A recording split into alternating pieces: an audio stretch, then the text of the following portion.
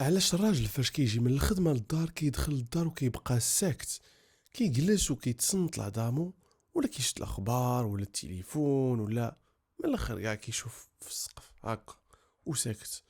هكا راه ماشي مقلق ولا ما كيبغيكش. خاصك تعرفي انه النهار كامل كان مشغول ومستريسي ومضغوط، وخاصو غير شويه ديال الوقت هكا باش يسويتشي للمود العاطفي اللي عزيز عليك بطبيعه الحال. يعني انتي ما عندك حتى شي علاقه بهذا الشيء، غير داك الصداع اللي كان برا. وهو كان كيسمع ليه. بيني وبينك ما مزيانش يدخل ويلقاه حتى لداخل ديال الدار. هنا خاص الاستقبال يكون هادئ ومكالم ومتزن، هكا بين ما يحل عينيه. وديك الساعة راه غادي يرجع داك الشخص اللي كتعرفي.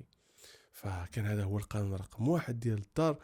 إلا عجبتكم هذه السلسلة هذه كتبوا لي كمل يا يوسف، وندير سلسلة بحال هكا. تقدروا تكتبوا لي قوانين أخرى، وهكا نقدر ندير فيديوهات جاية انطلاقا من التعليقات ديالكم. تحياتي.